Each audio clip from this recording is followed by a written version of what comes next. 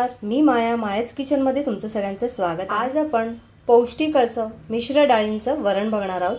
बरेच जणांना तूर डाळीच्या वरणामुळे पित्त होतं, तर अशा वेळी मिश्र डाळींचं असं वरण करायचं। तर या ठिकाणी मी या वाटीच्या प्रमाणामध्ये या तिन्ही डाळी घेतलेल्या आहेत। आता तुम्ही तुमच्या पद्धतीने तुम्हाला जितकं वरण करायचं त्या पद्धतीने तुम्ही वाटीचं प्रमाण घ्यायचं। आता मी या ठिकाणी कुकरचा डबा घेतलेला आहे, यामध्ये आपल्या या तिन्ही डाळी काढून घ्यायच्या आहेत।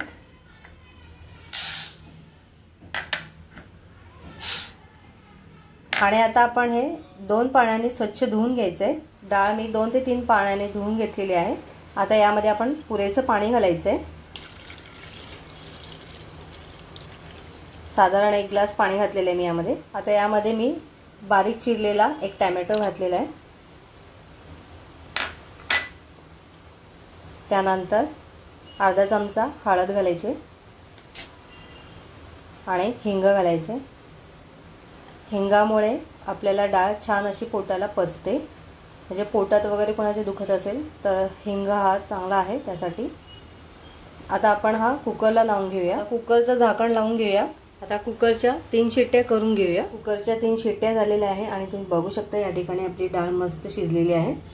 आता आपण याला जरा घोटून घेऊया, म्हणजे सर्व डाळ एकजीव होतील। आता आपण वरणाला फोडणी देणार आहोत। यासाठी गॅसवरती मी पातेलं ठेवलेलं आहे। यामध्ये आता आपल्याला 3 टेबलस्पून तेल घालायचं आहे। तुम्ही तेलाच्या ऐवजी इथे तुपाचा सुद्धा वापर करू शकता। तुपामध्ये पण वरण खूप छान लागतं। आता तेल गरम झालेलं आहे, यामध्ये आता आपण 1 टेबलस्पून जिरं आणि मोहरी घालायचं आहे।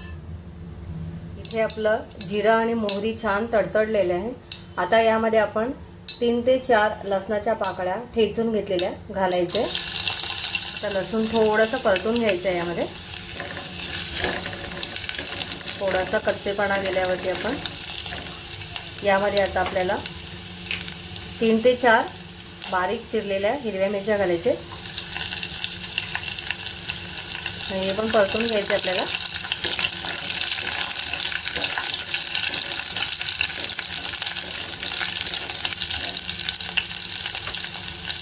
आता हिंग घालूया पाव चमचा आणि कढीपत्त्याची थोडीशी पानं घालायची।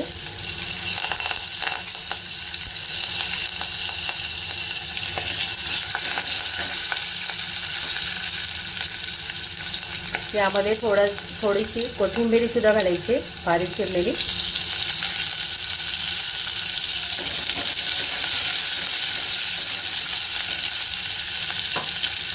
आता यामध्ये आपण हळद घातलेली आहे, त्यामुळे आपण वरणामध्ये ऑलरेडी आपण शिजताना हळद घातलेली आहे, त्यामुळे मी आता हळद घालणार नाही आहे। आता आपण यामध्ये आपलं वरण घालूया।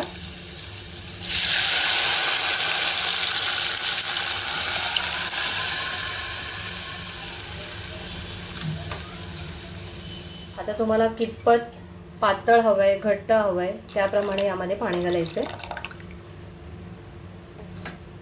आता मला हे वरण ह्याच्यापेक्षा जास्त पातळ नको आहे, त्यामुळे मी पाणी घालणार नाही आहे अजून। आता आपण यामध्ये चवीनुसार मीठ घालायचं आहे आणि थोडीशी साखर घालायची। साखरेच्या ऐवजी तुम्ही गुळाचा सुद्धा वापर करू शकता, त्यामुळे कसं गोड तिखट अशी मस्त अशी चव लागते वरणाला। तर अजून थोडीशी आपल्याला कोथिंबीर घालायची आणि आता आपण एक उकळी काढून घ्यायची। इथे तुम्ही बघू शकता वरणाला छान अशी उकळी आलेली आहे आणि वरण सुद्धा मस्त असं आपलं रेडी झालेलं आहे। खूप सुंदर असं टेक्स्चर आलेलं आहे। वाव, मस्त गरमागरम असं आपलं मिश्र डाळींचं वरण रेडी झालेलं आहे। आता आपण गॅस बंद करूया आणि सर्व करून घेऊया।